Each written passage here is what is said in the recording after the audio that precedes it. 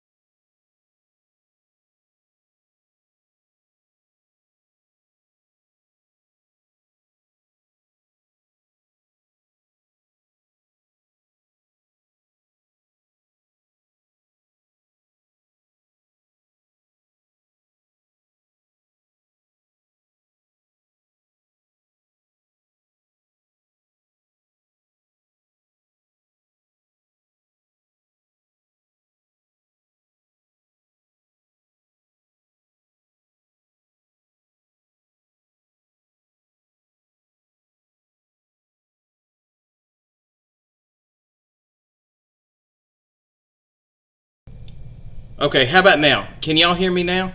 Let me know in the comment section if y'all can hear me. And can y'all hear Dr. Chheda?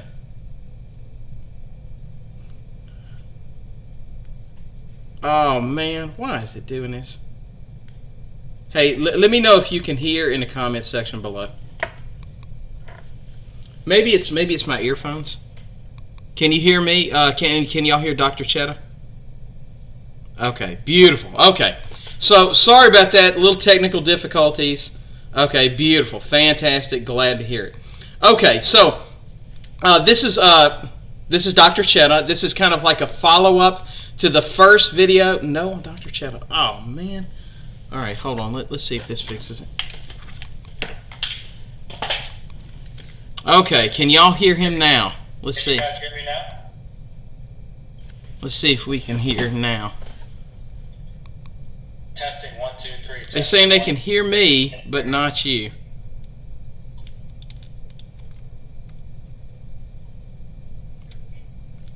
Can y'all hear now? Can you guys hear me now?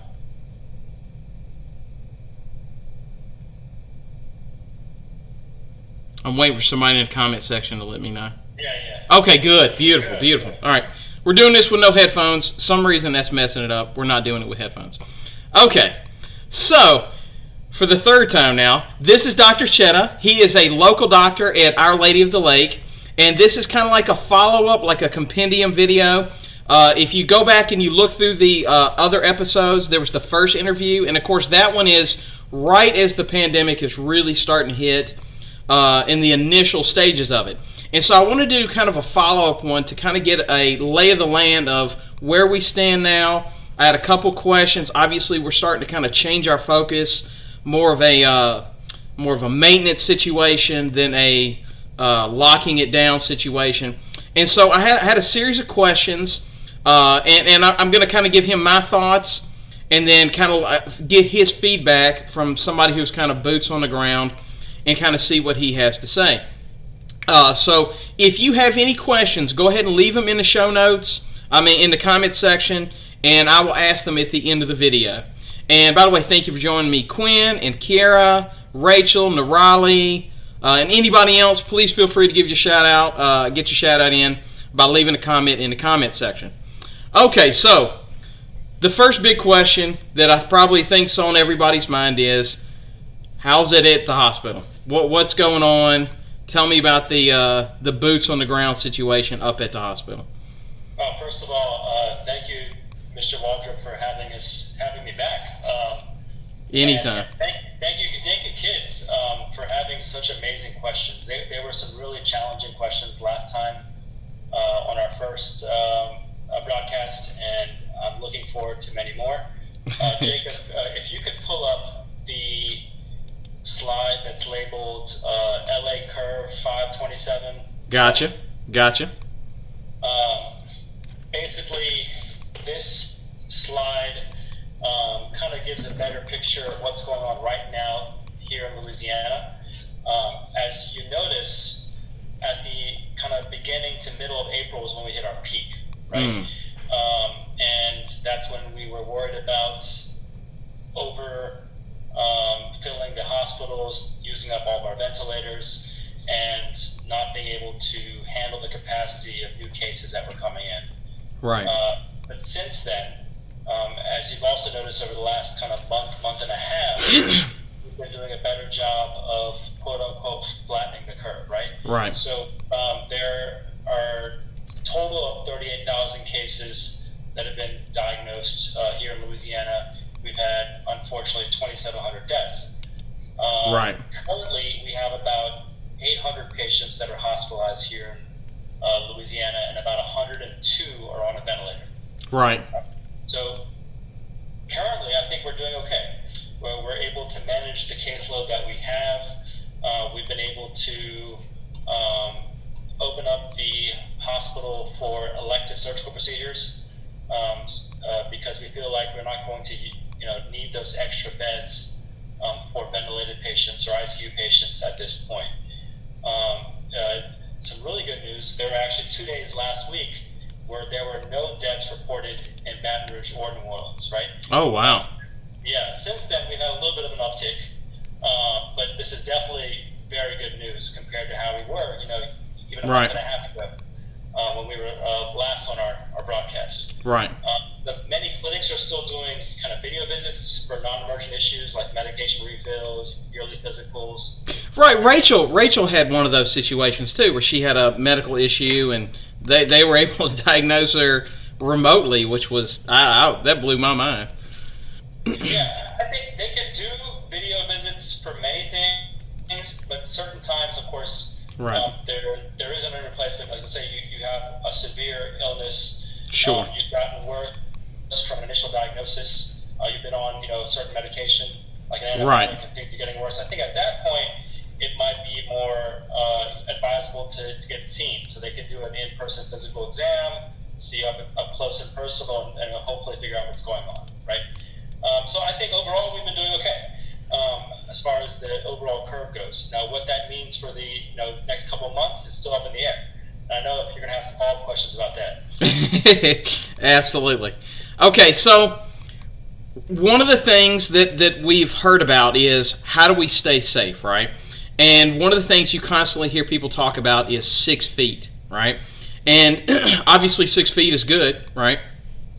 But one of the things, and I'm going to back up a little bit, is I don't know how many of them you've watched, but we try to do on Pandemic Wednesday a different pandemic every Wednesday, right?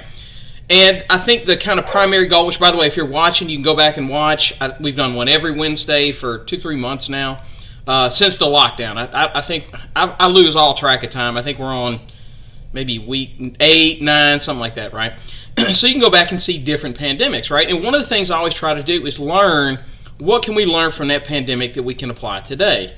And I think that there's always something, right? Whether it is from a policy standpoint or, we talked about in the last one when we talked about smallpox, the kind of the good that came out of it, right? That Rome brought in diversity and stuff like that, and it really made Rome great. And that was kind of seen as a pinnacle of like a turning point in which Rome grew, right? So one of the things that I was looking at was, well, where do we get 6 feet from, right? Like, why 6 feet, right? And so, and I'm going to pull up this this study right here. Oops. This study here, it comes out of Canada, and it basically says that it is highly contagious up to 27 feet. And it is, you can potentially get, obviously you got to be in a closed room or something like that, but you can potentially get it up to 100 feet, right? If you're sitting in a closed room, somebody sneezing, coughing, stuff like that. So I was like, where do we get 6 feet from? And it turns out that was what they recommended during the Spanish flu, right? Which is another similar airborne disease, right? Like that happened around the turn of right after World War I, right? So I guess my question is 6 feet enough? I guess kind of what are your thoughts on that, so to speak? Yeah, 6 weeks is still, I think, the advisable distance to maintain. And the reason they have that number is because that is the distance that larger respiratory droplets travel when right. they cough or sneeze. Right. And what typically happens from 3 to 6 feet, gravity takes over and brings those droplets right. back to the ground, right? Right. Now, what the study or the article that you just pulled up was talking about additional particles, so lighter particles, right? Dust, things like that, hair particles, sure, that may travel longer than that, right? Right. And so that's true that there is still a risk. There's still a risk when you're outside that 6 feet boundary, but the risk is mitigated enough to where you should be okay in most social situations, right? You think about it, if you're in the grocery store, the aisles have a distance of about 10 feet in between, sure, each shelf that on either side of the aisle. So if you're on either side, you're not in direct contact with somebody that's looking for the same vegetable, right, or some spaghetti, you should be okay. But this also takes into account doing other things as well, right, to maximize safety.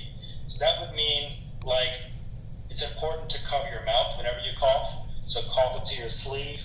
The vampire. Yeah, they teach little kids to do the vampire cough. Right. Exactly. Right. Also means it's important to wash your hands. So people aren't just getting this from, getting a respiratory droplet from a sick patient. What actually, probably the majority of the way people are getting this is somebody who's sick coughs on their hands, they don't wash their hands, and then they touch like a can of beans at the grocery store. And then they put that can of beans back on the shelf because they don't want it. And then somebody comes right behind them and touches that same can of beans. And then inadvertently they touch their face or they touch their mouth, and they the virus is contacted that way, right? Right. So it's important to talk about not just respiratory, but also contact ways, right? So in addition to covering your cough and washing your hands, it's important to wear a mask. Right. So that if you cough, most of that respiratory particles are contained within the mask and not going outward. And then, of course, if you're sick, if you're having coughing, fever, congestion, you should not be out interacting with others and spreading the virus, right? Sometimes, of course, it's hard to know if you may be in the beginning stages and asymptomatic and not having any of those symptoms. But certainly, if you're symptomatic, you shouldn't be out, going to the store, going to restaurants, interacting with others, and spreading the virus to other people. Right. And there's something you mentioned, it wasn't in my show notes, but it's something I wanted to touch on because I think it's kind of important. If you're deciding to wear gloves, right, and you go out and you wear gloves and you're doing like what you're talking about, you're picking up stuff, you're touching stuff, if you're wearing the same gloves and not changing them out, it's kind of the basic, I'm correct in that it's kind of the same basic principle, right? Like you touch something, you get it on your hands because you're wearing a glove, and then you go touch something else. That's why doctors and hospitals change their gloves out constantly, because it's not going to help you if you're touching something and then you touch something else, the same glove, it still attaches to your hand. So I thought I would bring that up. That wasn't in the show notes, but it's something I thought was worth mentioning. The next kind of question I have for you, and I want to kind of preface this one is, as we kind of delve more into it, I'm not psychic, you're not psychic. I think we've all learned a ton from this, and I think we still are going to learn a ton more. But, I'm not going to hold you to do this because it's kind of best guesswork. That's all this really is. But how do you, if I was rubbing my crystal ball, so to speak, and we're trying to figure out how this ends, what is your best guesstimation of how this ends, right? And I understand, prefacing it, you're not psychic, you don't know, but give me your best guesswork, with your medical expertise. How do you feel like this ends? I think that actually could be broken out even further. When will the lockdown period end? When will the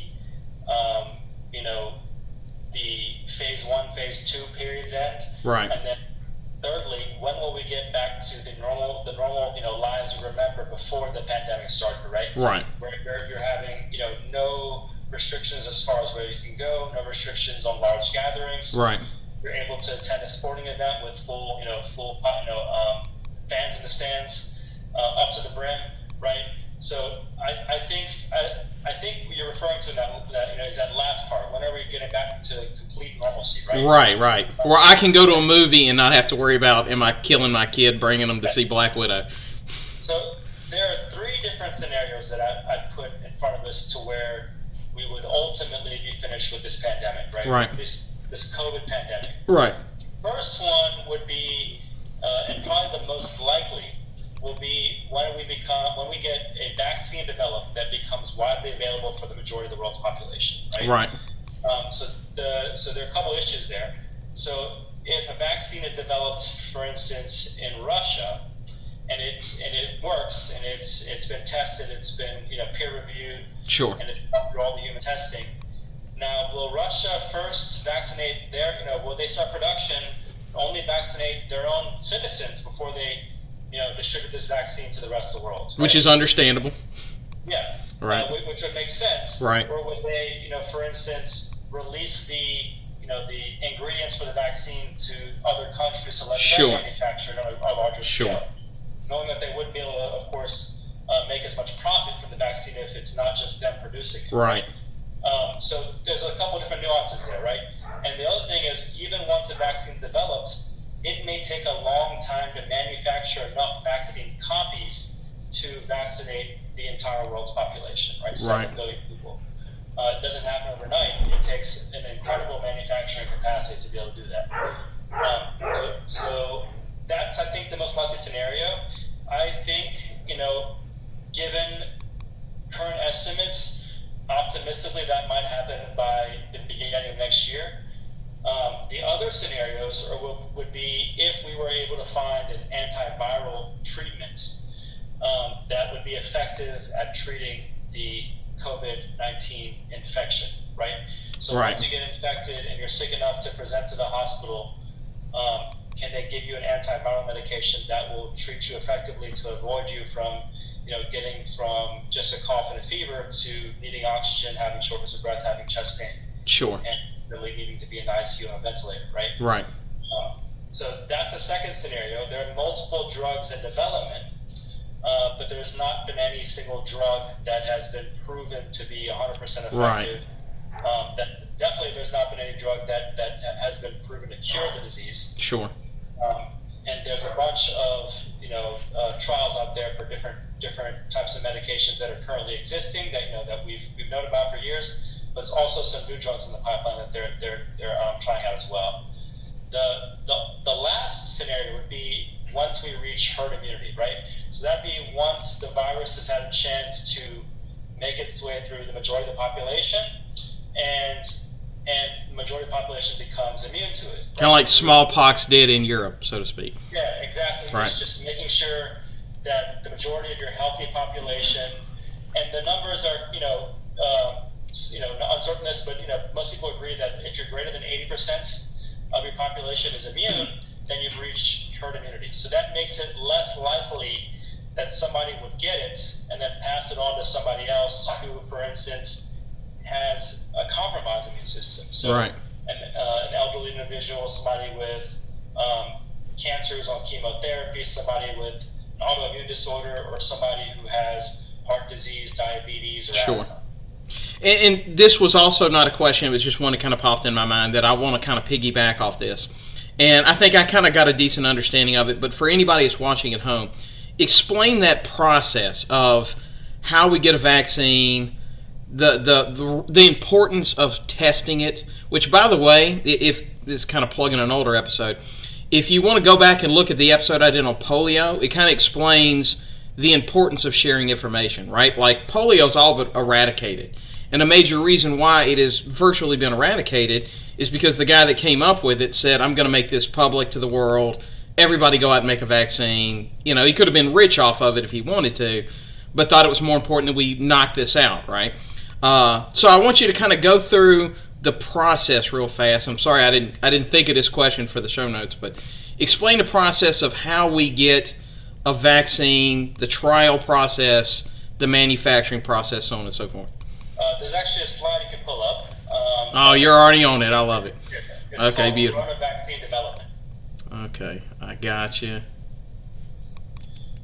So, and this kind of lays out that scenario that you're asking about, right? So, what has happened so far is at the end of last year, and actually I think it was around at the beginning of January, actually, the Chinese released the full genetic code of COVID-19 to all countries, all labs, all research centers, so they could start working on finding treatments and finding vaccines, right?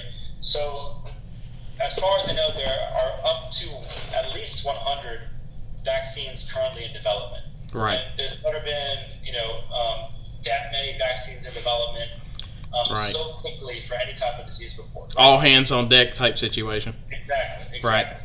So many of these vaccines are in phase 1 or phase 2 trials, so that they're undergoing testing in animals. So that would be in mice or rats, and maybe they're up to the phase where they're also doing primate testing. So, in monkeys and primates, which have of course a similar genetic code to humans. Sure. Now there are several companies that have vaccines that are in phase 3, so they're basically transitioning to the stage where they're starting human trials as well, right? And then the next step is doing large phase human trials. And the idea is you're trying to figure out, is the vaccine safe? Is it effective? And what are the side effects of the vaccine, right? And so, there have been, some scattered reports about some early success with certain vaccines. I'm not going to list out the ones. Right. There are too many of them. Sure. And really, we're not at the phase yet where we could talk about one being, one working.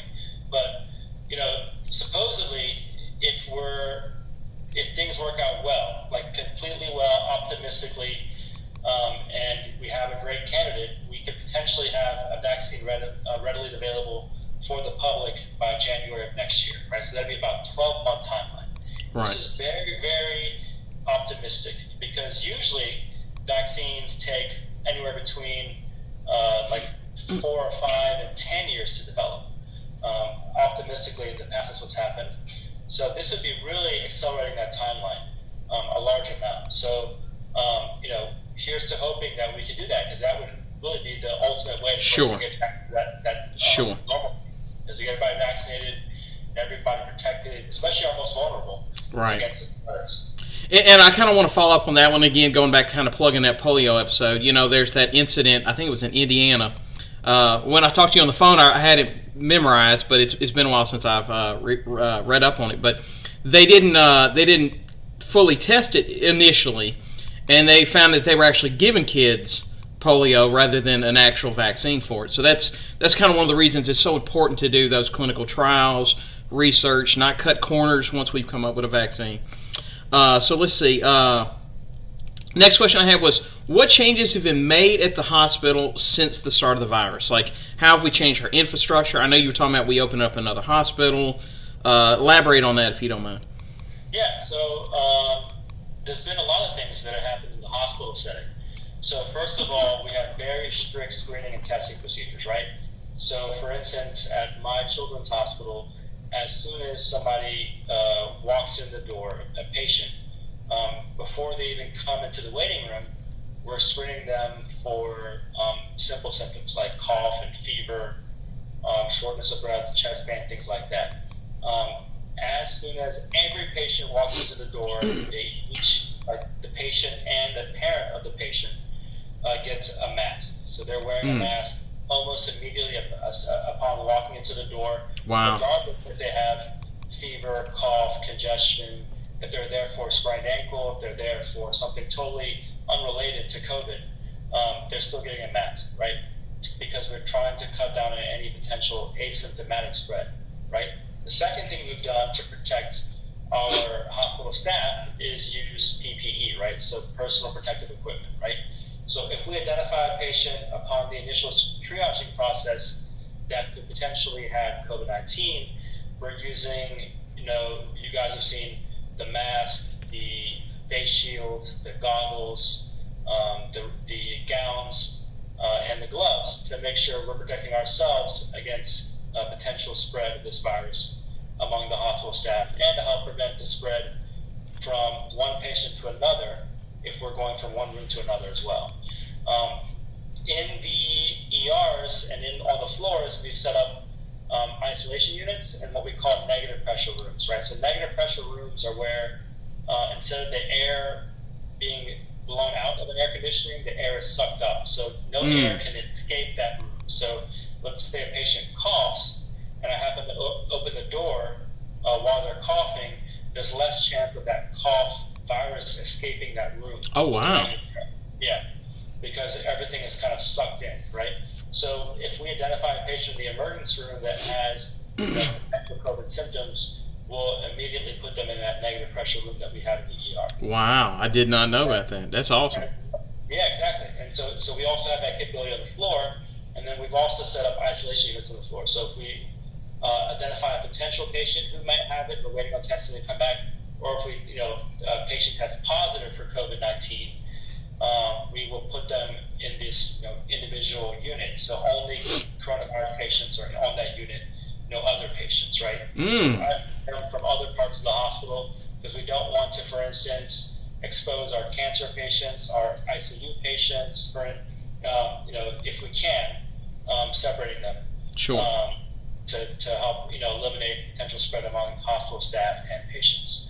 We've also, when this first started, we stopped certain elective procedures, elective surgical procedures. Right. Because we didn't want patients that didn't really need to be in the hospital to be in the hospital. We also wanted to reserve those beds and the ventilation capabilities of those beds in case we needed that capacity, right? But we've been able to open the hospital up for those as of the beginning of May. Right. We've also changed the visitation allowances, right? So in my pediatric hospital, we're only allowing a patient to have one family member with them at all times, right? We used to allow, both parents in there. If they have a sibling that, in there, they come in the ER and be all in the room together. At this point, we're being very strict about only allowing one visitor, one parent, or caregiver with the patient. And once they're admitted, the same thing goes. Only one caregiver can be with the patient. On the adult side of the hospital, they are allowing either no visitors or very limited visitation, only maybe for very special circumstances, like end-of-life situations, in case a patient may not be able to communicate effectively, if they're unable to communicate because they're ventilated, and they need somebody to be there for legal reasons. So it's very limited in the allowances for visitations and caregivers in the hospital. Right. Yeah, I'm bouncing one question ahead, but there's something I kind of wanted to touch on that you were talking about, and that is the importance of wearing masks.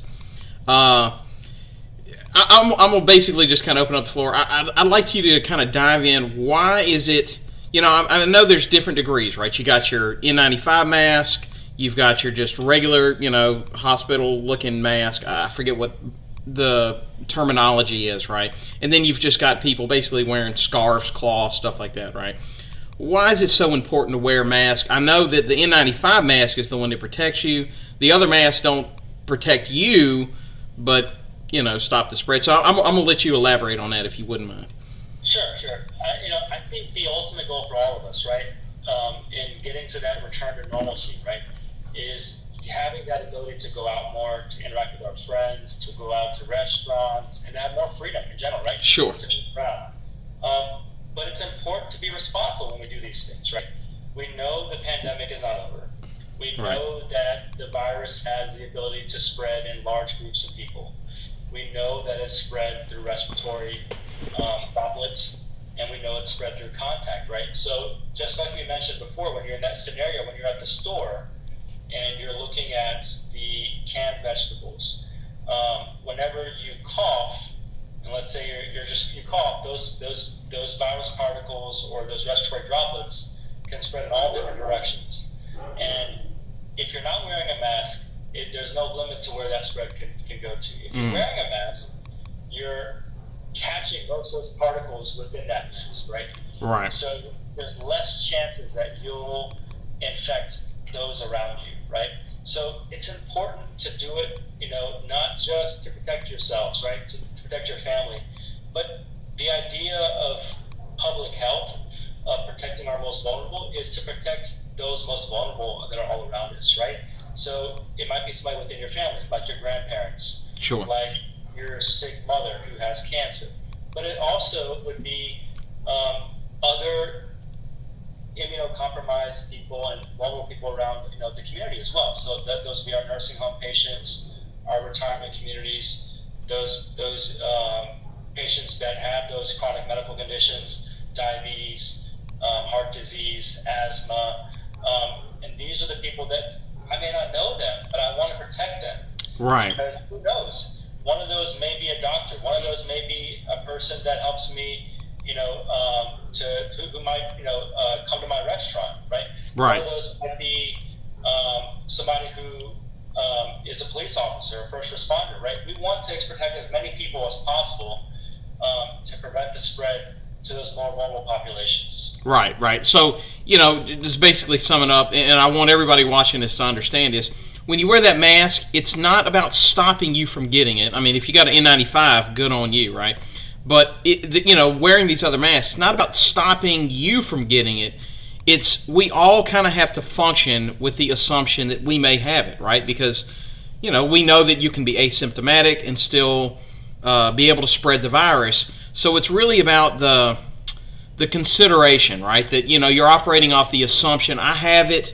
And if everybody operates off the assumption they have it, they're all wearing masks, it dramatically reduces the chance. Rachel, and I'm going to let her go ahead and hop in on this one because it kind of follows this one is. She says, Dr. Chheda, what about your eyes? I've heard it can be transmitted that way. If I'm 6 feet away from someone and they cough, will it be able to spread into through the eyes? Yeah, it is possible. Oh, wow. So any respiratory droplet can be, really bodily fluid can be transmitted to different open cavities in your body, right? So there's still being research done if COVID-19 can be transmitted, through eye secretions, through nasal secretions, ear secretions, even sexually transmitted. And they found actually... Really? See, I thought that was kind of like an urban myth type thing. I didn't realize you could get it through... Well, the thing is, the research is still going on, so it's not been proven just yet. But they have found viral particles in, for instance, semen from sex, so that can be sexually transmitted. So wow. The idea is we don't know for sure yet, but it's possible. So, if you're able to make that to protect yourself or to protect others, you want to be able to do that, right? Right. So that just like you just mentioned, it heightens the importance of wearing a mask to protect others, right? So even if you may be asymptomatic, not very symptomatic, you can spread it to others through multiple different ways, right? Primarily through coughing and through contact, but potentially through other means as well.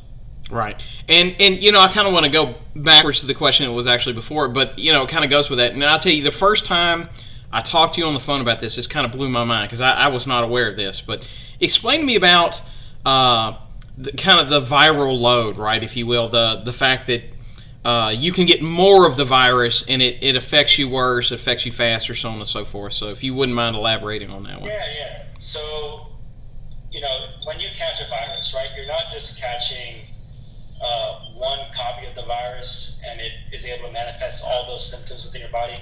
It usually has to multiply many times, exponentially, to millions of copies probably within your body, maybe billions or trillions of copies, right, to be able to create disease, to be able to create enough of an inflammatory response to cause you to cough, to cause you to have fevers, to cause you to have shortness of breath, to cause you to have chest pain, right? So if I only have 10 viral copies in my body, it's possible my immune system may be able to handle that, right? But if I have many more copies, millions of copies of the virus that they've had a chance to multiply many times, or been exposed many times because of multiple contacts with people that are sick, then my immune system may not be able to handle that many viral copies, right? So it's all about the number of viruses versus the capacity of your immune system to deal with those number of viruses, right? So, so that's why we also say whenever somebody is sick in your house, you know, it's not like you're not going to get exposed. You're almost invariably going to get exposed to somebody who's sick within your house, right? Right. But you can limit the amount of contact you have with that person, right? So if you have somebody who is just limited to one room, so that they're bedridden and they're sick and they're in that one room and they're not leaving that room, you're able to kind of contain the virus, most of those copies to that room, and that's where they're at. So when you're also dealing with caregivers, I tell parents, maybe have just one parent take care of that sick child instead of both parents taking care of that sick child, right? So that one parent has higher exposure, but not both parents are having high exposure to that sick child. So they're able to limit the spread within that household, right? So it all it does is highlight the importance, or really the awesome ability of our immune system to deal with things. We're exposed to hundreds of viruses and bacteria every single day, right? But we only get sick, you know, on normal circumstances once every several months because our immune system is always fighting things off, right? Sure. So it's awesome if you can, you know, if you study immunology and study how our white blood cells and immune system deals with certain things, it's pretty cool how much is happening in the background without us even knowing it subconsciously. Right. It was kind of funny. I remember one of the things, I used to watch a lot of videos about Jurassic, and this is off topic and wasn't in the notes, right? But I used to watch a lot of videos about why we could never actually have Jurassic Park, right? And one of the things they always would talk about is, you know, it's cool to think, you know, and imagine the science, right? But if you brought dinosaurs back, they're missing 50 million years of immunization, right? So they could get sick from diseases that, you know, most of the zoology has long since been immune to. But yeah, so one of the things I kind of want to talk about too is, and I'm gonna bring it up here real fast. This story right here, and of course, you know, obviously, I think we're all in the point of we would love a magical cure, right? Like something that just comes along. I don't know why my browser's loading up. And I am not fantastic at pronunciating these drug names, but Favipiravir, is that how you say it? Am I saying that correct? I'm gonna pull it up. Favipiravirr. Yeah, you did pretty good. Okay, all right. Favipiravir. Yeah. That's the one, right? So it's this drug that it looks like they're going into clinical trials. It's being tested in Russia. It was, I think, came up with in Japan, and I think they found that it's got like this. It lowers the symptoms by, it says, up to 65 to 90% different trials. One of them is that 85% of patients experience no symptoms. And of course, I know that here in America that there's all kinds of different drugs that we've used. Some have been pushed, whether or not it is successful or not. I'm kind of curious. What are your thoughts on, you know, if we're unable to come up with a vaccine or we don't have a vaccine in time, what about some of these drugs to maybe deal with the symptoms to kind of maybe have a potential cure, if you will? Great question. So I think it's important to kind of pump the brakes on what we think might be a potential cure when these types of media reports come out. It's important for researchers and clinicians to do peer-reviewed research and controlled trials in multiple settings, not just, you know, in one hospital, not just one research place, and they need to publish their research to the entire scientific community, right? So we all remember maybe we remember how things started with hydroxychloroquine, right? That was the old medication. It's been around for a long time. Right, the malaria drug. Yeah, that was used to treat malaria. It's used to treat chronic inflammatory conditions. Right, I think lupus was one of the ones. Yep, right. Yep, like right. Lupus. And it's been around for a while. But there was anecdotal data. So that when I say anecdotal, it means there was news reports coming from individual clinics or doctors that really hadn't been vetted that were testing this drug on relatively non-sick patients. And these patients were having quote unquote 100% cure rates, right? Right. So it'd be like if I were to test this medication on myself having the cold, the right. common cold. If within 5 days of me taking this medication, I'm completely cured, it's not the medication that made me better. It was just my immune system that went through it, went through the motions and cleared the virus spontaneously, right? So that's why it's important to have multi-center control trials. Right. So not happening in one clinic with certain very, very well patients, but a multi-center control trial with thousands of patients who are sicker and intensive care units, right? And that's how. And then also you have two subsets: a subset of sick patients who are getting the medication, and then a subset of also sick patients, just as sick as they are, who are not getting the medication. And then you put those two populations side by side. Nobody knows. The doctors don't know, or the patients don't know who's getting the medications and who's not getting the medications. And then you see what the outcomes are, right? Right. You're much better able to gauge results that way. Right. And so we did that for a combination of hydroxychloroquine, azithromycin, which is antibiotic, and zinc. What we were finding on these multi-center control trials was, unfortunately, patients were staying sicker longer when they were on this medication, and they were more likely to die, and the ones that survived were more likely to have bad cardiac outcomes as well. So unfortunately, you're not seeing too many hospitals use this treatment regimen anymore because of the results of these multi-center controlled trials. In fact, this week, actually, 2 days ago, the World Health Organization stopped all studies involving hydroxychloroquine. And this happens all the time with certain drugs when they feel like the risk to the patients currently on the trial is more than the potential benefit. Right? Essentially, when a drug is deemed to be unsafe to the current trial patients, you should not continue to use that medication. Right. So we were very quick and too quick to embrace hydroxychloroquine as a potential treatment for this. Now, another drug that has been showing promising early results has been called remdesivir. And this was a medication that was originally manufactured to help treat Ebola. It wasn't as successful in treating Ebola, so the manufacturer, Gilead, has been trying to see if it might be effective for treating coronavirus.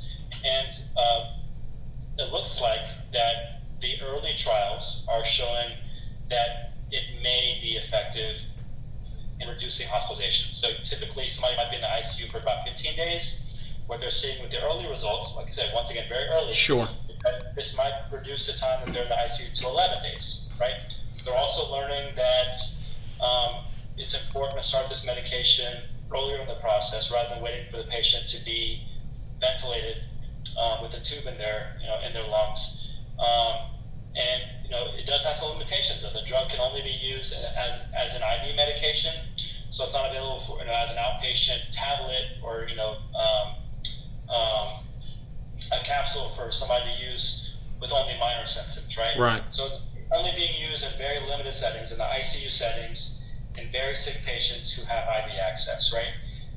And it's once again, it's not a cure. It's something that might help shorten the course of the illness and might help very sick patients get better sooner, right? So we're still not at that point yet to where we have a magical cure just yet. And that's unfortunately what happens to a lot of viruses. Viruses are much harder to treat than bacteria infections. And there are still many viruses out there that have been around for a long time that we don't have effective antivirals for. It's taken, for some of these viruses, it's taken, decades to come up with good antivirals. Yeah, AIDS, 30 years. Mm-hmm. So, right. Mm-hmm. Exactly. Yeah, to kind of piggyback off that, I once had somebody explain it to me as, if you were an alien, right, and you came down and you saw the planet, it would be easy to sit there and think when you saw it that everybody has a personal machine that they carry around that makes it rain, right? Like you're looking, it's like they have these sticks they walk around with and they're making it rain, and that's called correlation, right? It just so happens to be, what an alien wouldn't know is that everybody's checking their phone and like, oh man, it's going to rain today, I'm going to bring an umbrella, right? So that's correlation. My umbrella is not causing the rain, right?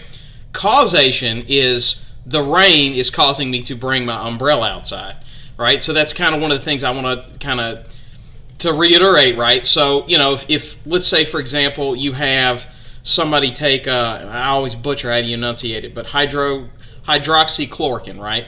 And they take it and then they get better, right? They magically get better, right? It's also important to note that there could be somebody else out there, and my dad actually called me the other day and told me he's got a friend who's been taking it for a while for something, I think lupus, and he got COVID-19 anyway, and he's sitting on a ventilator, right? So it didn't help him. And that's why it's important to do those clinical trials with multiple test groups to make sure that it's causation, not correlation, right? I'm fairly healthy. I jogged 3 miles this morning, right? If you gave me hydroxychloroquine, I'll probably be just fine with COVID-19. But is it because I'm a healthy individual, or is it because I took this drug, right? Conversely, if you gave this Pavrovir, if you gave that to somebody that has severe asthma and they're 85 and blah, blah, blah, and they, God forbid, but they die anyway, it could just be, well, there was nothing that was going to help them. They were too old, they were too immune compromised.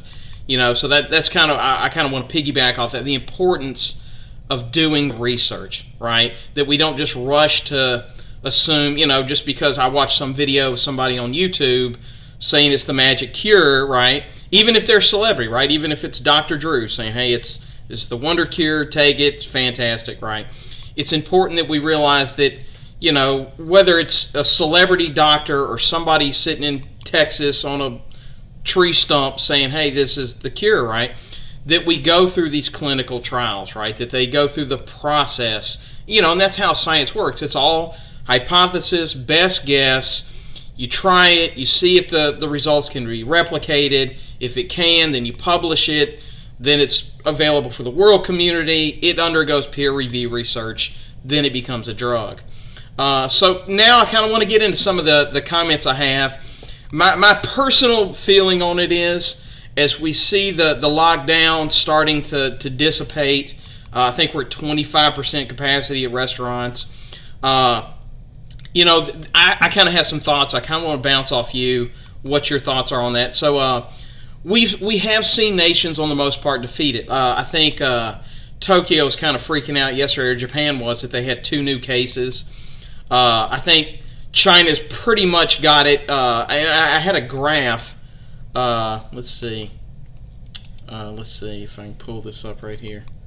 A graph of some of the countries that are doing it, right?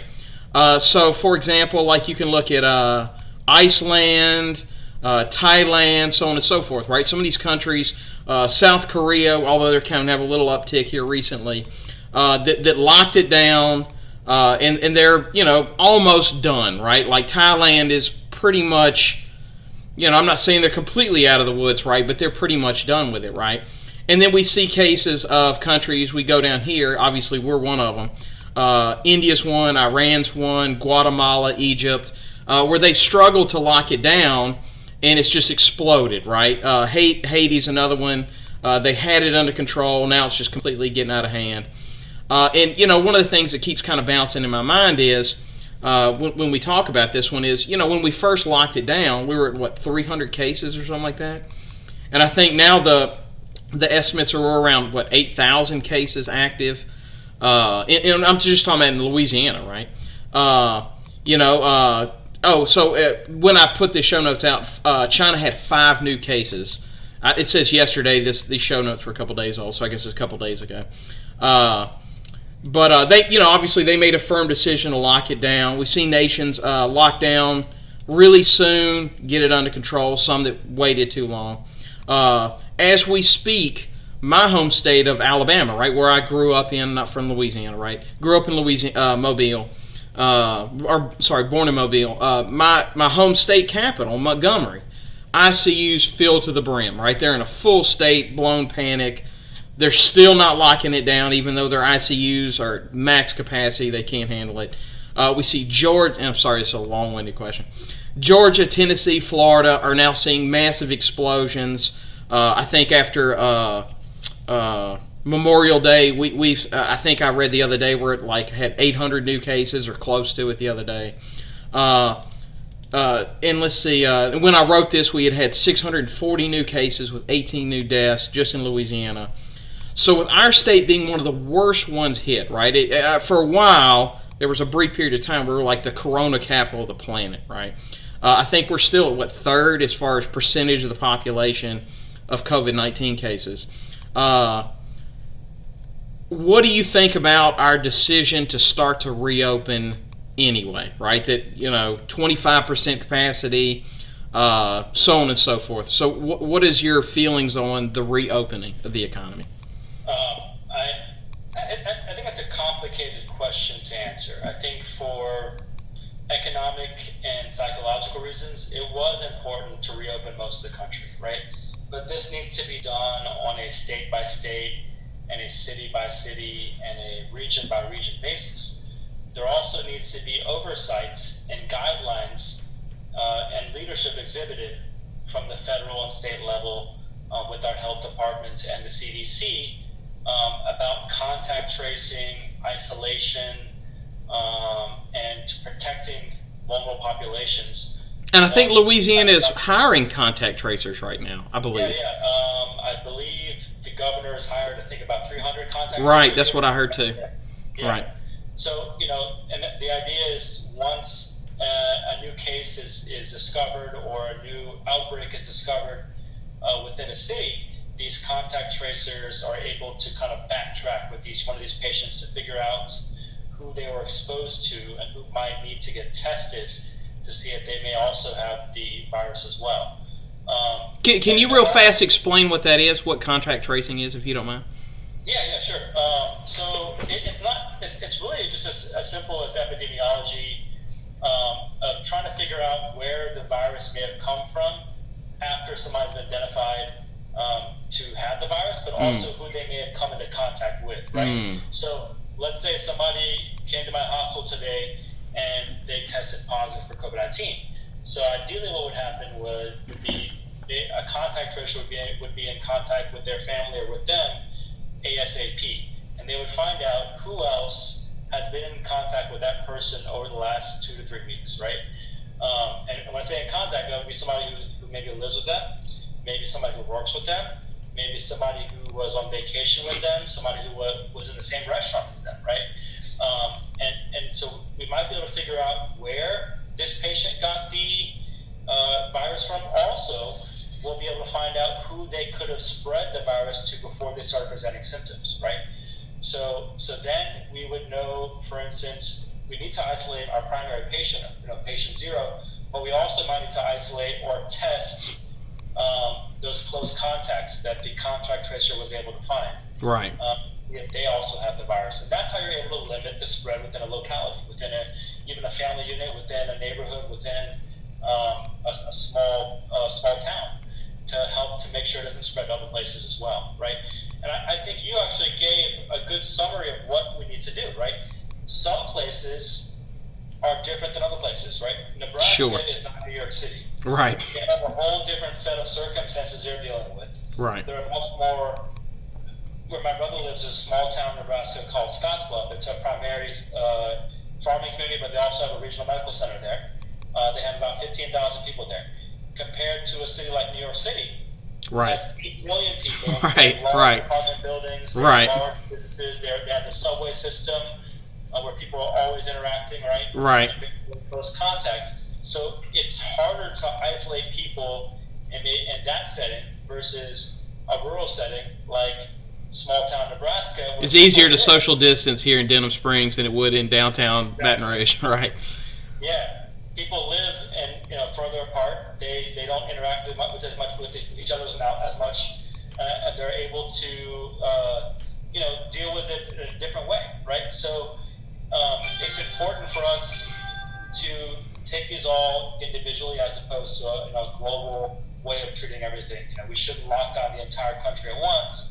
Maybe this part of the country can open up, whereas that part of the country maybe needs to be closed down or needs to be limited movement around for a couple more weeks. And that's why we have the recommendations for phase 1 and phase 2 and phase 3 reopening, right? Right. Most cities that are reopening are in phase 1 right now, right? That means they're opening up restaurants, they're opening up parks, they're opening up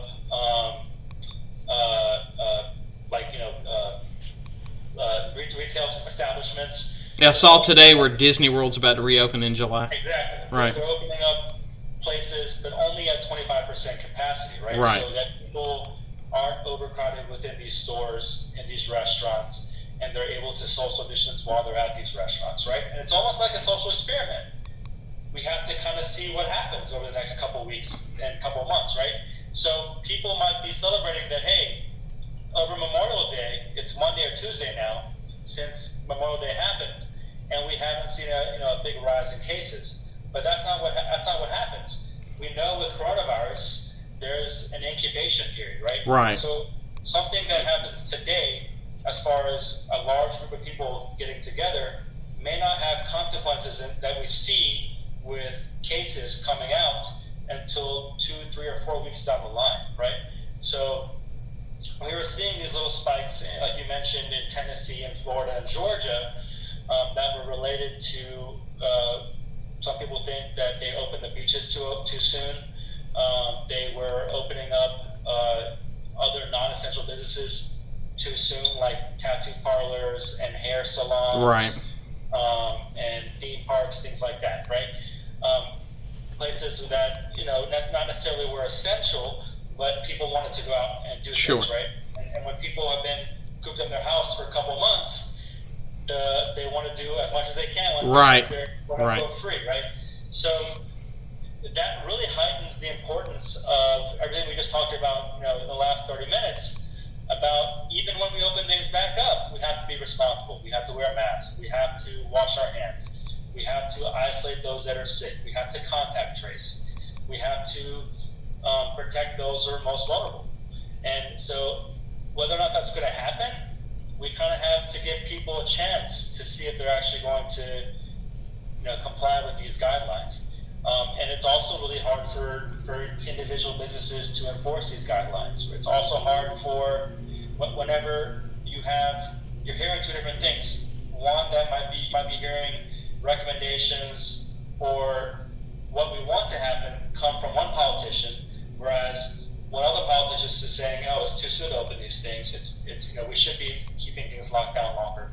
So who do we need to believe, right? Right. When there needs to be more of a cohesive kind of messaging from the very top about what needs to happen in a general guidelines, but also what needs to happen in an individual guidelines and for individual localities. Right.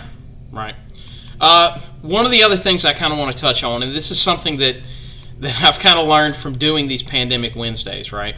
And that is the risk of mutation. As far as I've understood it, as a general rule, viruses want to weaken because their goal is not to kill the host, right? I mean, if they're killing the host, then they can't propagate, right?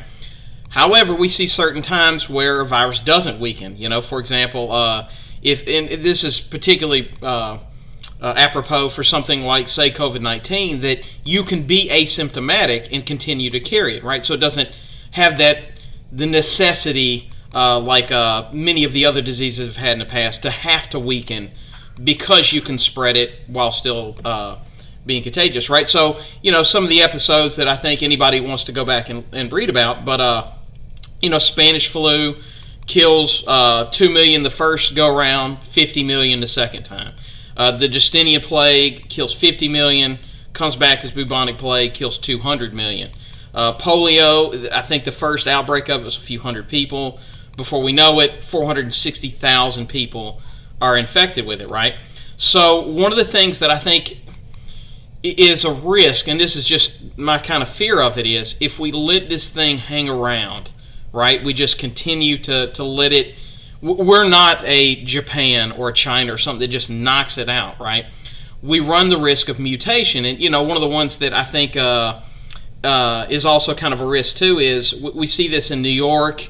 Indonesia, I know, is having this problem too. Is another illness? I need to look it up. There's another illness that is affecting children that are weakened already from fighting off COVID-19, right? So now it's not attacking children, but whatever this other disease is starting to attack children, piggybacking off COVID-19, and that's kind of my trepidation, if you will, of reopening the economy, is letting this thing hang around.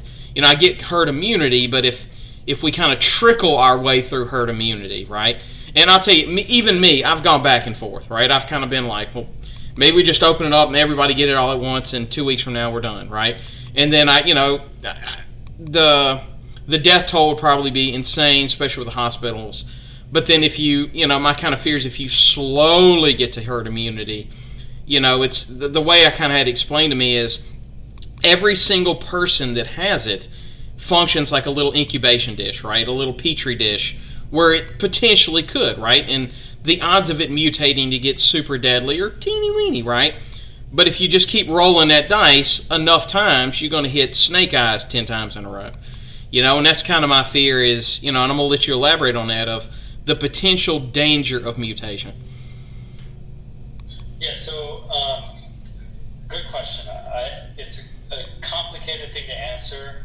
I think the simple answer is we don't know, right? So far, there's not much evidence to show that there's been any significant mutation within coronavirus. This is different than, for instance, the flu. Influenza mutates every year. This is called antigen shift, right? Right, which is why you got to get the flu shot every year. Right. Exactly. But coronavirus doesn't act like the flu in that sense, right? There's a slide you can pull up actually, which does give a little bit of a parallel. This is the worst epidemics in recent history slide. It's funny you have that one. I actually had this one on a couple of my other videos too. I like this slide because what you talked about incubation, right, and mutation, and not only can this mutate humans, right, this can also mutate other animals, right, and these this is kind of what we thought happened with COVID-19, right? Right. I think that the virus got into bats, and the bats may have been asymptomatic, but it was allowed to mutate within bats. And bats were in close contact with humans, and they transmitted the virus back to humans in a deadlier form. Yeah, and that's how this all started, right? But this isn't the only virus that's done that. As you can see with this slide, many of the common things you've heard about, right?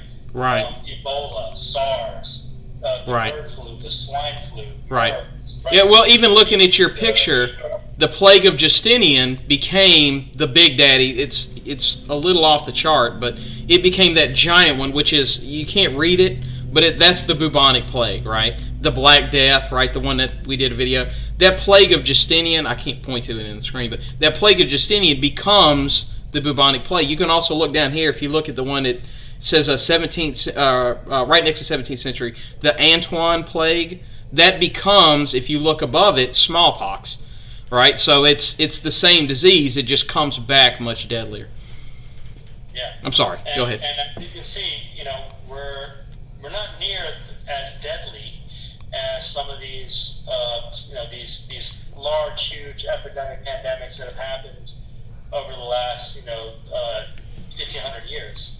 But just like you mentioned before, if this mutates again into something that is much more virulent, that it can spread more easily, that can cause death within days as opposed to weeks, then we could be looking at fatalities in the range of millions or tens of millions of patients, right? The other slide that you can pull up is called Worst Epidemics in Recent History. I'm not sure if that was there as well. I got it. Yeah. And that one, I already mentioned some of those, but that talks about other places that these viruses can mutate within animals, right? So not just bats, like we know about. But it can be in swine like pigs. It can be in birds. It can be in camels. It can be in almost any other animal that's out there that of course we live in very close contact with because of how much we're impinging on Mother Nature, right, natural environments, right, how much we have a reliance on farming, right, and cattle and swine that are grown on these industrial farms too, right? And you've seen these pictures of chickens and pigs and cattle that live very, very close together, very, very close confined environments. So just like we talked about a virus spreading within a soccer stadium, these viruses and bacteria and parasites can spread and mutate among these animals that are living in these industrial farms in very, very close, unhygienic environments sometimes, right? So this can happen in multiple settings, right? So it really heightens the importance of making sure we're doing everything we can to prevent these from getting worse, or preventing, identifying these things whenever they are coming out and able to isolate those populations. The other thing you mentioned was this inflammatory condition happening in kids, right? Right. So we still aren't seeing too many kids who are looking very sick with primary coronavirus infection.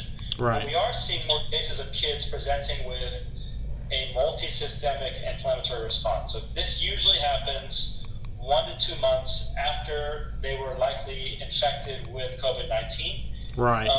It's presenting similar to an inflammatory process that we've known for a long time called Kawasaki's disease. And what typically, we never really knew what caused Kawasaki's disease. We knew what would typically happen was you would get exposed to a virus or some other type of infection, and then weeks later, maybe even months later, your immune system makes antibodies to those viruses, right? Or those bacteria. And then for whatever reason, those same antibodies that are supposed to protect you from that virus or bacteria, it starts attacking your own body, right? It starts attacking your heart, attacking your lungs, starts attacking your kidneys. And so, most of these patients that we're seeing currently for these pediatric patients, they're presenting, like I said, 1 or 2 months after they're infected with COVID-19, or when they had a close contact, that maybe they were asymptomatic when they got it.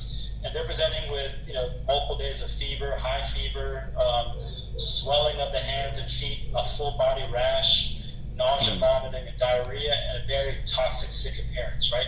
Some of these patients go on to develop symptoms that are even more severe, that include congestive heart failure, very low blood pressures, and kidney failure, all which would require them to need close monitoring in an intensive care unit, right?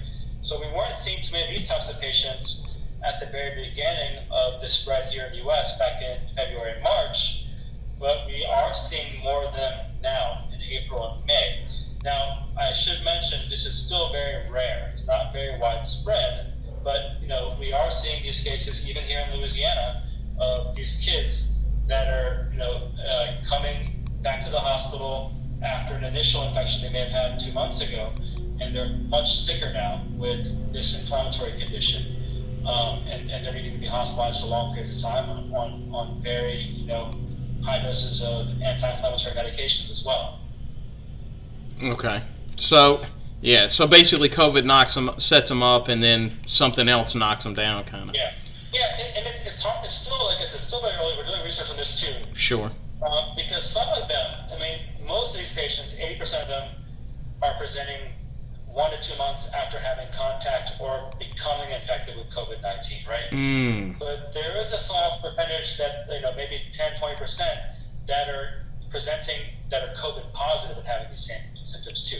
So we still don't know enough about it just yet to know whether it's active infection or if it's, post-inflammation or an autoimmune over-response that we talked about before, where your immune system attacks your own body. Right. So the next thing I want to bring up, I know it kind of pulls you a little bit out of your wheelhouse, so to speak, but I'm curious what your thoughts are on this one. So one of the things that I've been reading up on is the dangers to the economy of opening up too soon. I know that sounds weird because you sit there and think like, well, obviously a business wants to go ahead and get up on the ground and get going again. They can't stay locked down forever, right? But one of the things that a lot of economists have started looking at, and a lot of experts in that wheelhouse have been looking at, is the aspects of the potential danger to the economy of reopening too soon. One example we saw was the potential of lawsuits, right? And that could obviously go either way, right? Like if the courts decide that you can sue somebody that went to work. For example, the case in Great Clips, right? You got somebody that's going to work, they got COVID-19. I think her own personal body count is like up to 150 people that she has come in contact with COVID-19. And then, can they sue Great Clips? Can they sue the individual, right? If I go to Burger King last night and, T-Mobile had that Impossible Whopper deal. So we go to Burger King and get Impossible Whopper, and I don't think I have it, but, let's say hypothetically I did, right? I get COVID-19 from this Impossible Whopper. Can I sue Burger King, right? So there's the danger of lawsuits, and then I think there's the other aspect of it too of, if we have, I'm giving you the example because it's one of my favorite things to go to is the movie theaters, right? So I think we all are aware that when the movie theaters first open up, which I think they're talking about July, right? You're going to see an initial explosion, right? Where everybody has not seen a movie in 4 months or whatever, and they all want to rush back to the movie theater, right? So they all go out to the movies, and you do see that initial bump, right? Where theaters, they're like, yay, it's business as usual. But then they start having a problem of, the double whammy of we got a lot of people that are really struggling now, like they've lost their jobs, so on and so forth. Obviously, they're not going to go out to the movies. And then you got the aspect too of there's a lot of people like me that as much as I love to go see the movies, I'm not risking Joseph's health, Elizabeth's health to go see, some Marvel movie. As much as I love Marvel movies, I'm not risking their health. I'll wait till it comes out on video, right? So then you start running into the problem of how long can these businesses operate at 25% capacity, 50% capacity. Obviously Walmart will be fine because they're doing incredible business, right? Amazon through the roof, right? But my local movie theater, right? Can they survive operating at 25-50% capacity? I'll tell you one of the other ones too that kind of struck out to me was my gym. My gym actually called us and said, "Hey, we want you to come back, and they're really feeling the hurt. They had an initial bump, but they've got a lot of people that are canceling. And I'll be honest, I think we're probably going to cancel our gym membership and just start buying home workout equipment because of the risk reward factor, But I sit there and think movie theaters, gyms, dance clubs. I mean, how do you social distance at a dance club? How is that going to function if it just continues on, right? Let's hypothetically say we have a vaccine, and I think the best estimate is 12 months. That's good estimates, right? It's gone through clinical trials. That's kind of my fear is us by letting it hang around. These businesses operate at 25-50% capacity for a year, right? And that's just not sustainable, right? I know working in a restaurant, it's kind of a razor hair margin, other than maybe Waffle House. But most of them operate in kind of this razor hair margin of profit that just isn't sustainable if only half the population is going out to eat.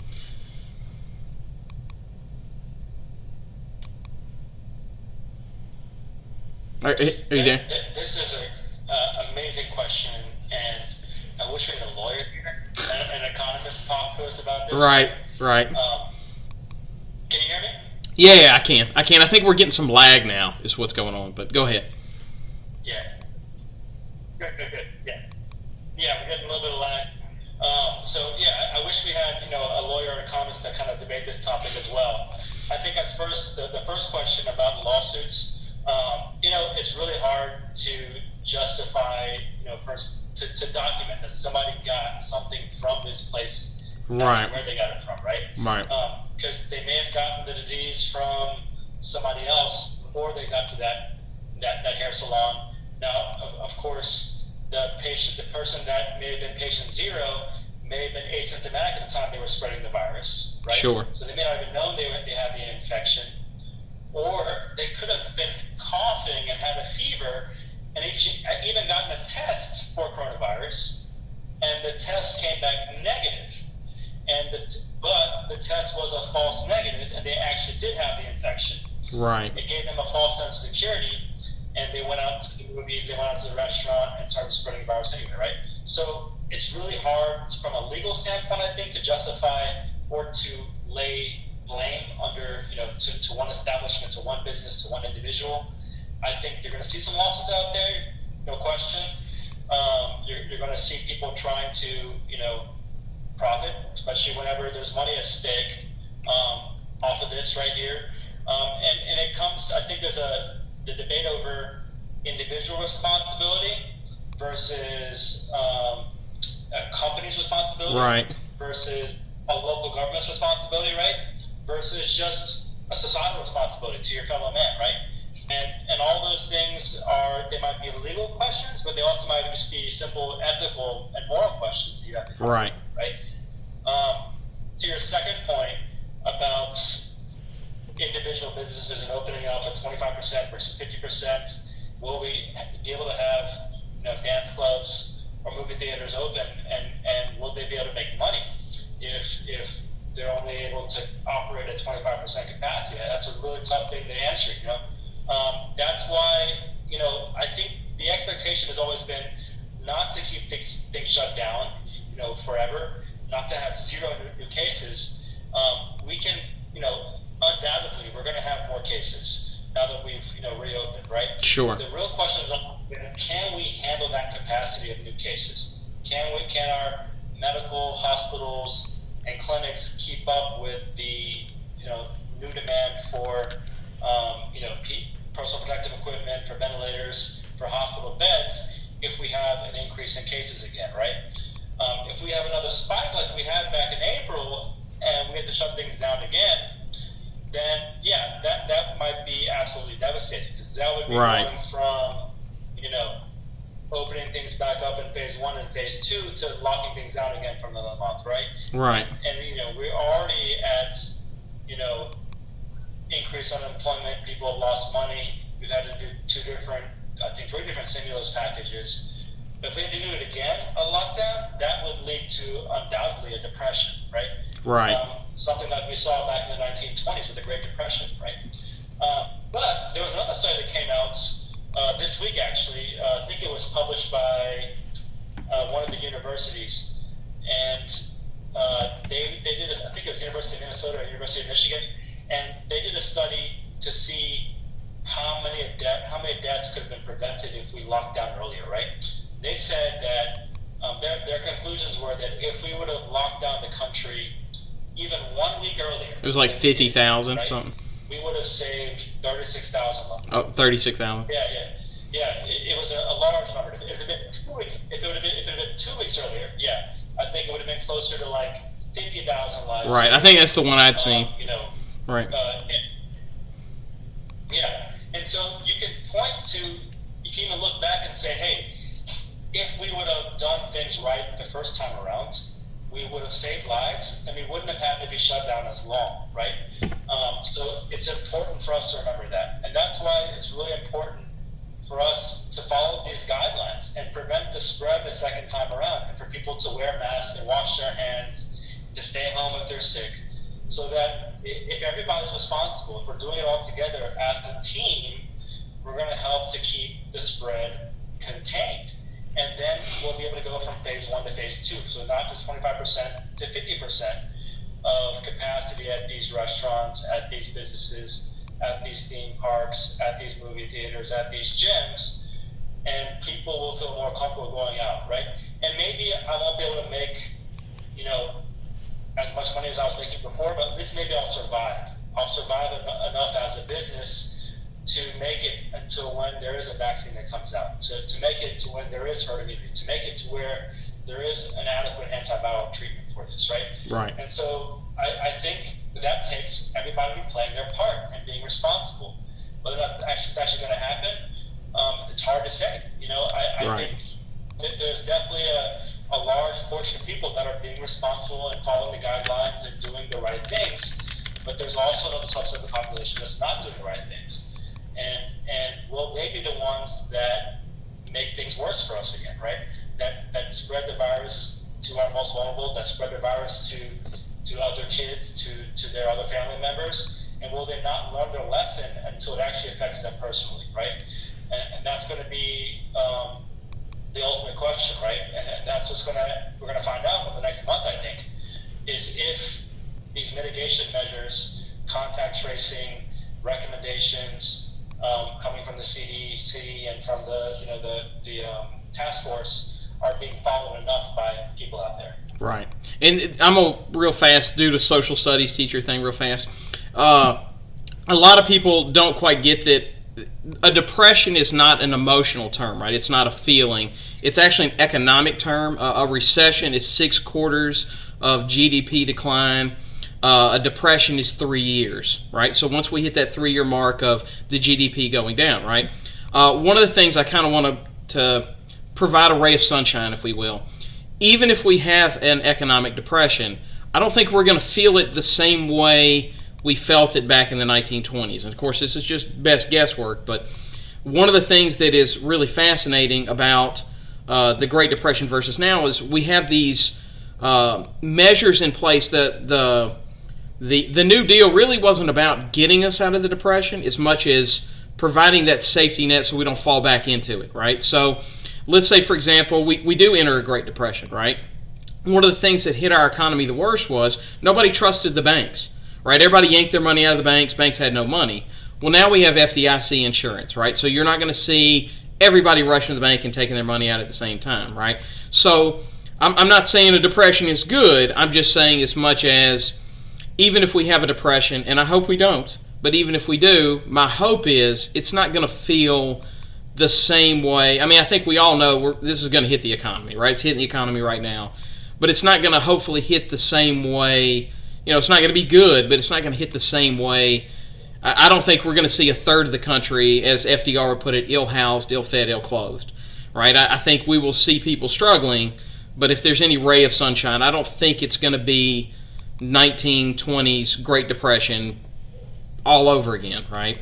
One of the other things I kind of have a concern of, too, is here in the U.S., we see a large percent of the population talking about this is a hoax, right? It's blown out of proportion, fake news, blah, blah, blah, right? You hear them often bring up, well, you know, what about the flu, right?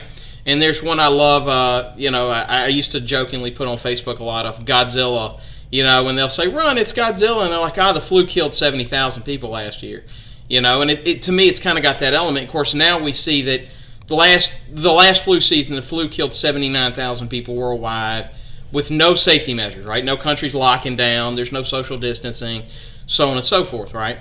Well, we've seen, I think we're in, week 9, 10, somewhere in there of COVID-19, and we've already seen 100,000 deaths with the whole country locked down. And I use that term loosely.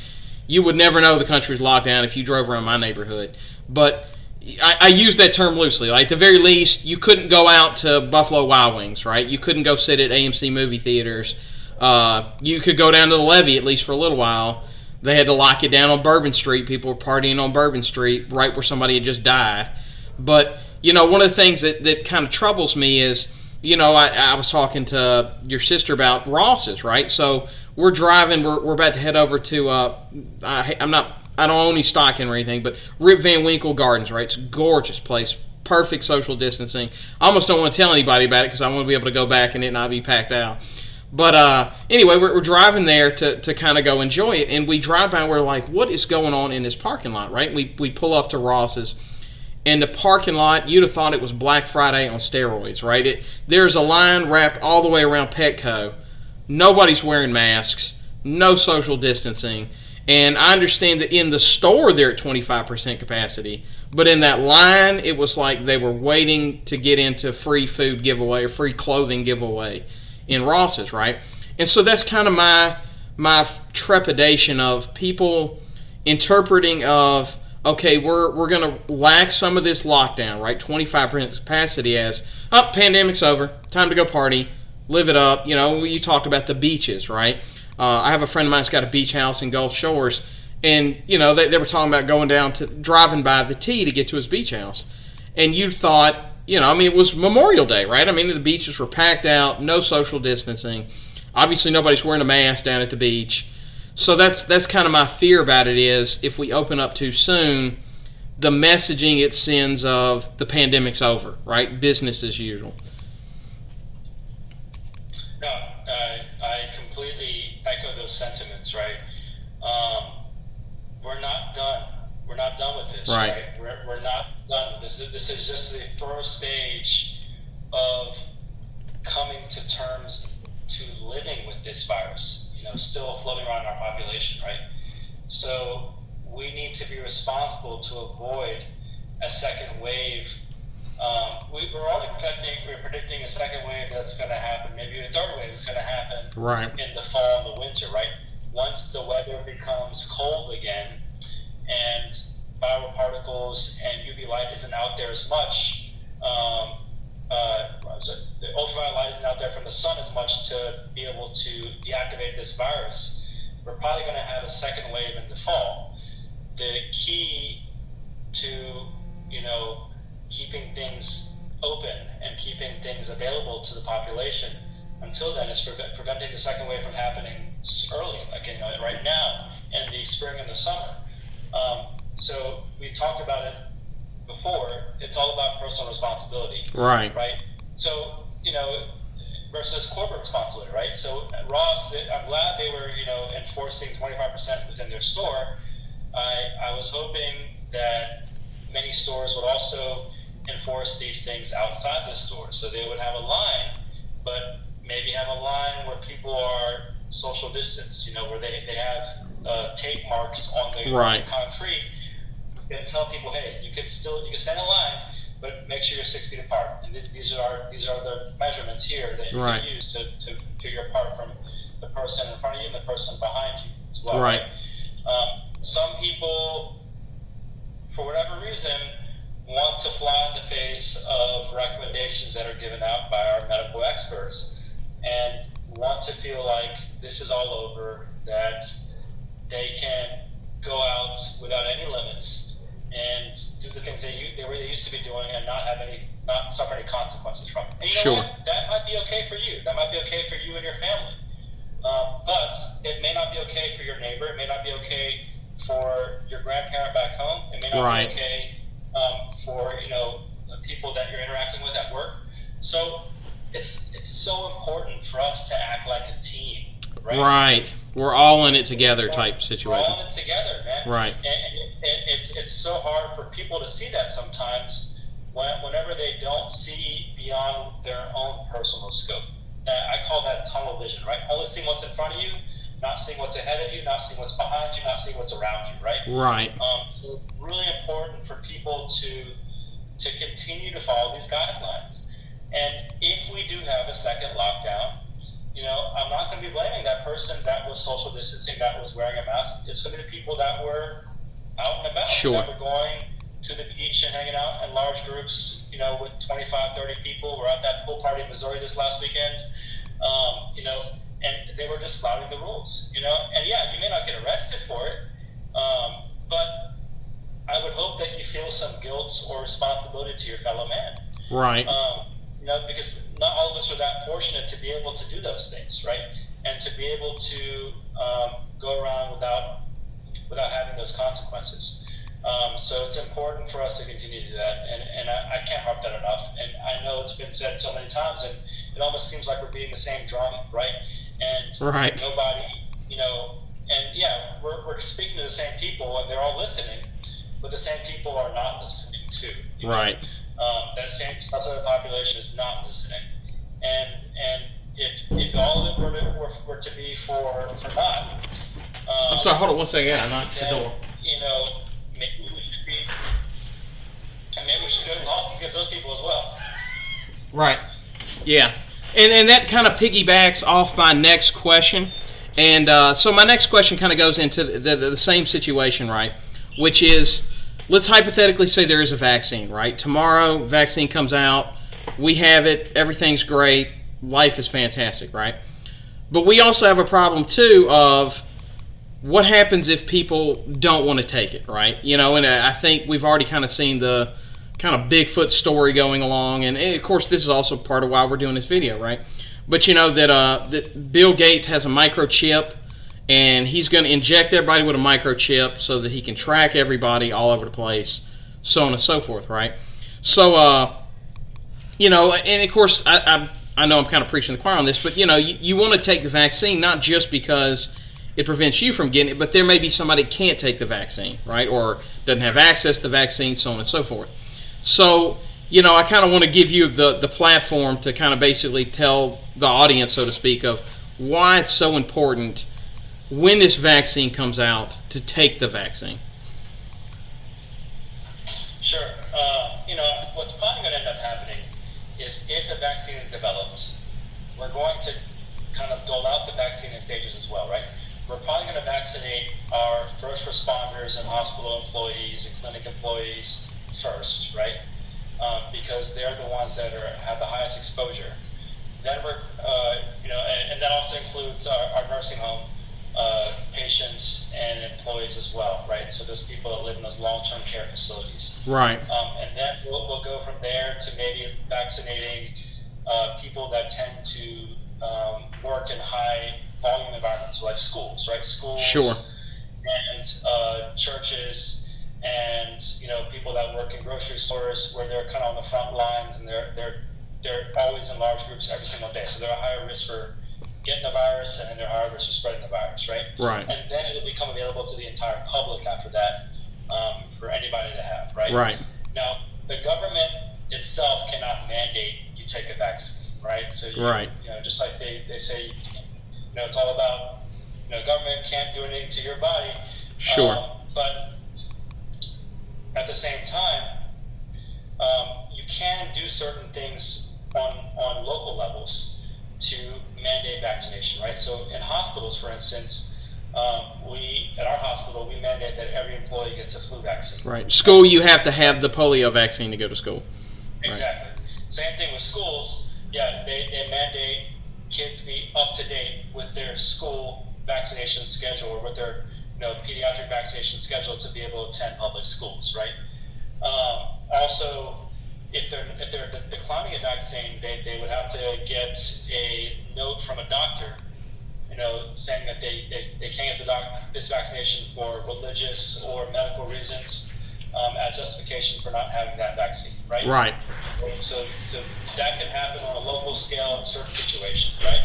Right. Then the fourth part of course, is when people just don't want to have vaccines, so they don't want to have vaccines, right?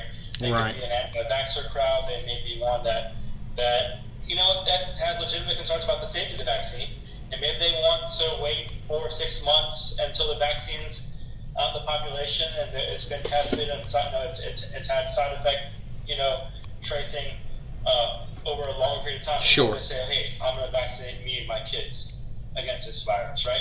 So that's where the concept of herd immunity is important, right? Trying to make sure we vaccinate as many people as possible. And then at that point, you have to talk about personal responsibility. You have to make that decision for yourself, whether or not you're going to vaccine you and your family for the right reasons, or maybe they're not really the most well thought out, guided reasons that you're not vaccinated, right? Now, at that point, hopefully the vaccination rate is high enough to where if people do get the virus at that point, it won't overwhelm the system, right? It won't overwhelm our medical system, because most of the population, or majority of the population, has been vaccinated, or they've already had the virus, and they're already immune to the virus. So, it's going to be interesting to see how this all works out. We talked about before. The other concern is, will we be able to make enough viral vaccine copies? Right. Be widely available to the entire right. population of just because we have it doesn't mean we have the infrastructure for it. Right. Exactly. And how would we administer that vaccine? Would we do it at doctors' offices? Would we do it at hospitals? Would we do it through the mailman? Because the mailman goes to the doctor. If you think about it, the mailman is the one person that sees every single American every single day. Right. Right? So would it be maybe something you can self-administer, right? You can, as a nasal spray, as an injection into your leg, or maybe a nurse goes with the mailman every day and goes to each house, right? Right. Make sure it's being delivered that way too. Right. This is going to be a really interesting public health challenge that we do. Right. And I'm hoping that more people than not comply with it and are willing to be open to the idea of vaccination working, just like it's done so well for smallpox, just like it's done so well for polio. Right. And one of the things I'm going to, kind of get your thoughts on to kind of finish this up is, and it's why we're doing this video, by the way, is to try to promote public safety, right? And, one of the things I think about in terms of this virus, right, and this is a few things I put on the note, was the human cost, right, in the terms of our ability to maintain the labor force, right? As long as this virus is allowed to continue out there, we have unemployment's through the roof, right, because so many places had to shut down. One of the things we found is our automotive thing. We were talking on that the lip sync battle thing that kind of blew my mind was your friend of yours was talking about how, the automotive industry is not feeling the impact yet, but they're going to, right? Because even though they have the cars on the lot, there's factories that aren't making cars. And so, how does All-Star deal with it in 5-6 months when they just don't have the fresh supply of cars coming in? And then, versus say like Japan, which, if they're continuing to pump out cars, how does that impact us economically? We saw the Tyson chicken plant, which, the workers start having COVID-19. They're all crammed together. They're working with livestock. It's not the most sanitary conditions. It spreads all across of it. The impact of the medical workers. I don't know about Our Lady of the Lake, but, we talk about rolling that dice. And the viral payload aspect of it too is, as we start having these medical professionals constantly in contact with it, every time, it only takes a few slip-ups before you get it, right? And I know you don't have it and haven't had it yet, but, if you roll the dice enough, whether it's something as simple as you don't know that somebody picked up your coffee mug by accident, and then you pick it up, and then, I could run a million hypothetical scenarios, and it'll be the million that you didn't think of that you get it, right? And then also the aspect of long hours, right? I mean, I know your sister was talking about it. I can't even imagine what it's like right now. The sheer volume of hours. I also use kind of the analogy. I worked in a restaurant for about a decade. And, when you work on, like, Mother's Day, right, it's so busy, it's crazy, it's just nonstop go, go, go. And I imagine y'all have had a lot of days like that where it just feels like, man, you go into bed and you're just like, please let this day end. I'm exhausted, from just the high intensity of it. And then there's the psychological impact, right? This is one to me, this is kind of a little, maybe too much information, but man, I tell you, this has affected my sleep. The constant having to worry about, am I being safe enough? Is somebody I care about? My dad just hit 70, right? My dad's almost to the day 30 years older than me. He's got some lung issues, I don't want to lose my dad, but I keep feeling like, well, if he keeps going to the grocery store, and he has to, right? He's got to go to the grocery store at some point. Every time he does, it's like somebody's throwing darts at a dartboard. Does it hit him, So there's that psychological impact. So it's kind of one of the reasons I made this video last time, and I cannot tell you how much I appreciate you doing this a second time. Going back to the thing, I know you've had probably many days where you feel exhausted.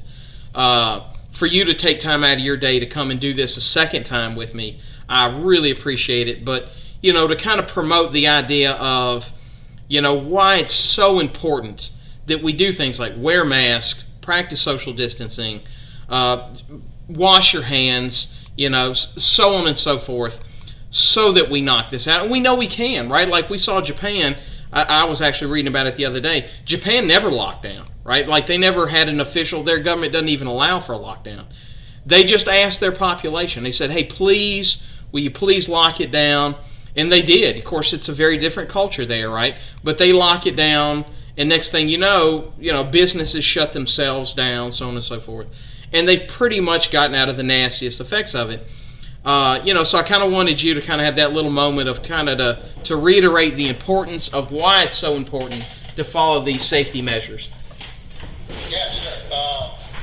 I think everything you mentioned, it's kind of rings us in the medical field. There's a slide that you can put up if you want. That it's the U.S. unemployment rate slide, which is kind of sobering. Let's see. Got it. And so as of the end of last month, our unemployment rate is 15%, whereas we're going to have an unemployment report at the end of this month as well. And the estimates are that we're going to hit at least 20%, right? That's 1 out of every 5 jobs lost. Right. In this economy. And that's, it's absolutely, forget about, talk about an economic depression. That's depressing to hear that, right? Right. And I'll tell you, that's getting close to depression numbers, right? Yeah. Because, you're going to have a certain percent of the population that's unemployed no matter what, right? Whether it's they're not old enough to work, they've already retired, so on and so forth.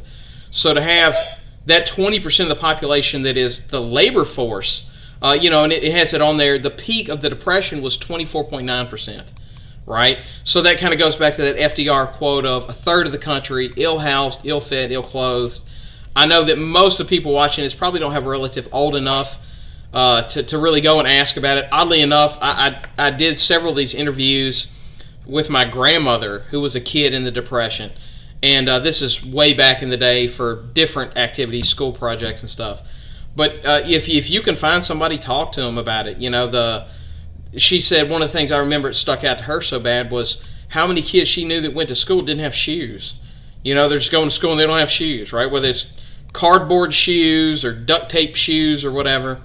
So look, I think I'm probably speaking on behalf of both of us, but and kind of want to piggyback off what he said is, look, it's so important that we do this, right? And I maybe nobody that hears this jumps on board and does it, but maybe somebody does, right? Is the importance of wearing those masks, practicing social distancing. Look, we can beat it. It's not impossible. Japan did it without even a lockdown, right? Just by simple following basic safety measures.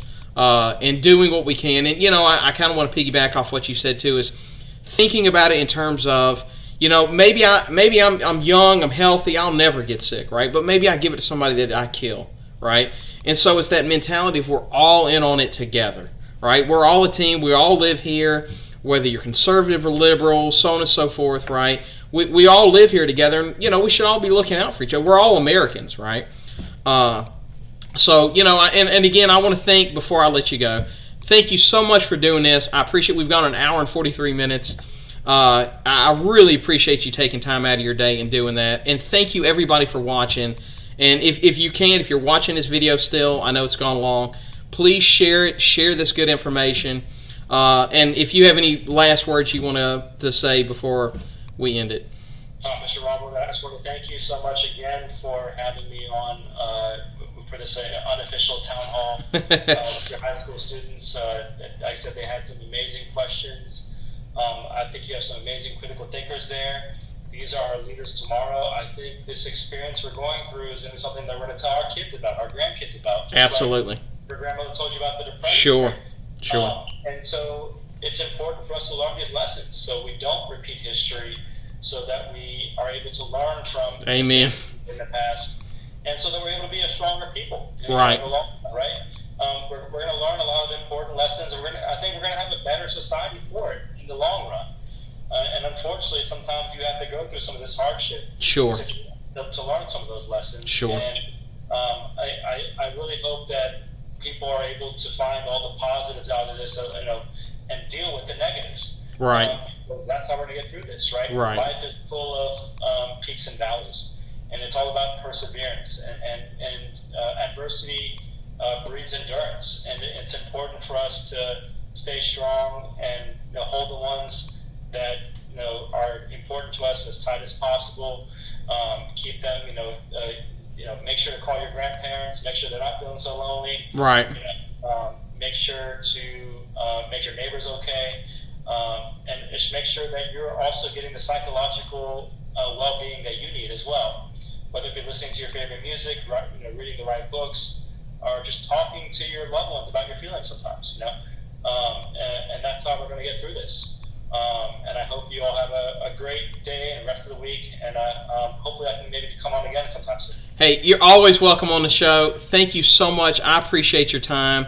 Everybody that's watching, Raleigh, thank you for joining us. Everybody that stayed watching, listen, I appreciate y'all so much. And thank you for joining us on today's Pandemic Wednesday. I would love to have you come back sometime. Hopefully next time we're going to talk about it as this is all over, and let's review what happened, right? So thank you again, Dr.